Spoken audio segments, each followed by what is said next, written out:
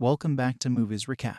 Today, I'm going to explain the movie The Princess Diaries, released in the year 2001. Mia Thermopolis, a shy 15-year-old, resides in a restored San Francisco firehouse with her painter mother. She struggles to make acquaintances because she is shy and socially conscious. She suffers from a lack of popularity at school as a result.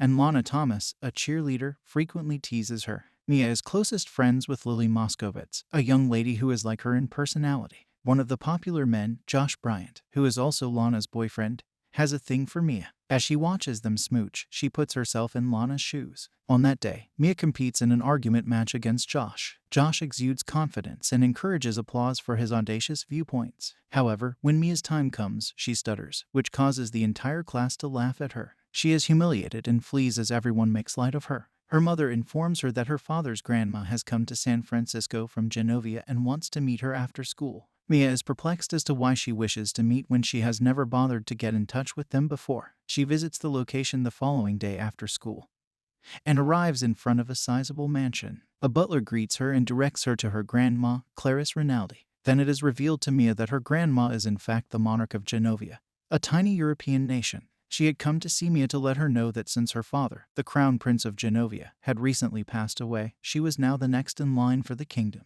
Mia initially assumes the elderly lady is joking, but she quickly connects the dots and is utterly shocked to learn that she is actually a princess who is now in charge of an entire kingdom. The monarch claims that in order to change completely from who she is now, she will have to relocate to Genovia. Mia, who is overloaded with knowledge, decides she doesn't want to be a princess and flees. She is upset with her mother when she gets home for keeping their regal status a secret. It comes out that Mia's parents decided to let her live with her mother after their divorce so she could have a typical childhood. When she turned 18, they were going to inform her, but since her father passed away, she must now bear the burden. The monarch, her mother, and she discussed the situation the following day. Before introducing her to the world as the princess, the queen wishes to teach her how to behave appropriately. Mia is adamantly opposed to the concept, but her mother convinces her to go to the princess classes and make up her mind about becoming a royal. Mia will have to keep this a secret from that point forward until the game. The director of security, Joe, who has been assigned to look after Mia and ensure her safety until she is recognized as a princess by the rest of the world, is then dispatched by the queen. In addition, Mia receives a limousine for her everyday commute to school. Lily, who is entranced by the vehicle, is picked up by her on the way. Mia visits a mechanic after school and learns that fixing her old vehicle will set her back $400. Mia has long harbored feelings for Lily's brother Michael, who works at the shop, but she rarely recognizes them. Mia then travels to the mansion for her first lesson in being a princess. The queen gives her assistant an assessment of how she appears and tells her everything that needs to be changed. She also teaches Mia the proper manners and cleanliness expected of a princess. After that day, Mia gains knowledge of all the royal manners, including dining, dancing, and personal appearance. She travels to the mansion for the classes every day after school. She hardly ever gets to see Lily as a result of this. Lily becomes incredibly lonely over the next few days because Mia is her only companion.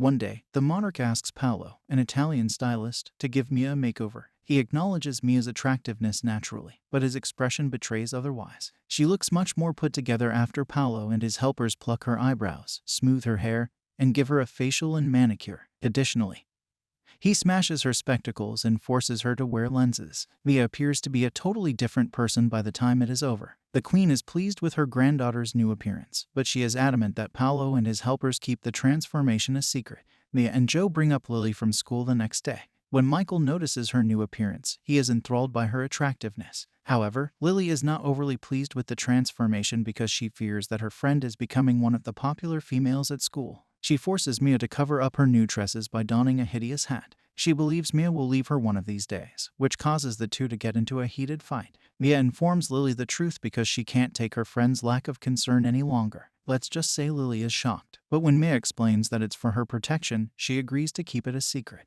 Mia is bullied by Lana to remove her cap in class, and everyone is shocked to see her gorgeous hair. The day after, Michael invites Mia to watch him perform at a music conference. He is incredibly enthusiastic about music and wishes she could attend his performance. Mia makes a commitment to attend but is unconcerned about it. When she arrives at school, she is surrounded by reporters who quiz her on what it's like to be a royal. Mia is in danger now that the secret has, somehow, leaked. She thinks Lily informed everyone about it, but Lily maintains that it wasn't her. The monarch visits the school when things get out of hand. They learn that the designer is. Paolo claimed to have made his way to prominence by telling the media about Mia. The Queen hosts a royal dinner party the following evening where she introduces Mia to several high-ranking royals from around the globe, up until Mia unintentionally sets a guest's sleeve on fire and throws his arm into an ice bucket. The dinner proceeds fairly smoothly. The servers trip and fall to the ground as she attempts to pick it up, spilling the fruits on the customers. The guests laugh off the disastrous meal while the Queen remains there holding her head.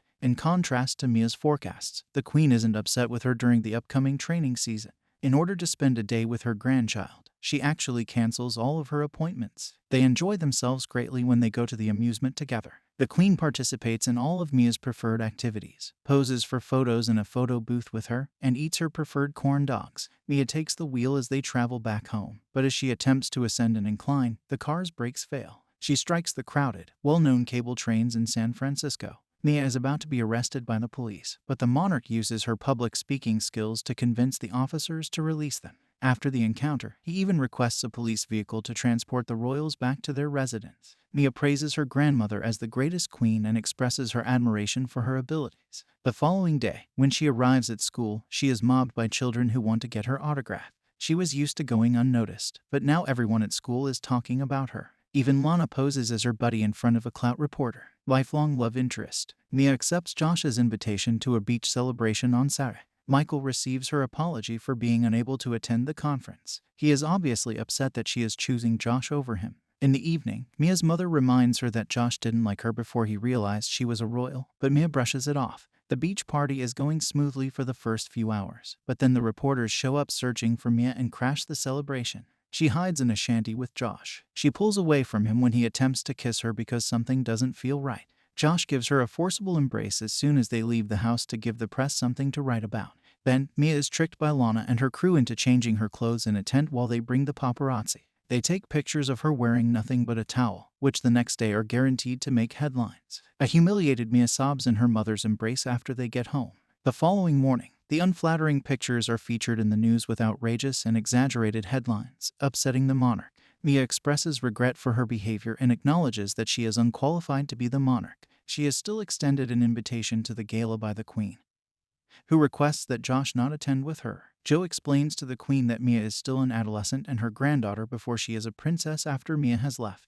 The two concur that Mia is prepared to assume the role of leader of their nation given how she handled the critique and responded appropriately. Mia begs Lily's pardon at school for not being herself the previous few days and for declining her invitation to a talk show. They resolve to attend the ball together after making amends. Later, while in physical education, Josh resumes making light of Mia. To give him a lesson, she wins a baseball game against him by hitting him with a ball. Michael delivers her vehicle from the auto shop to her home in the evening.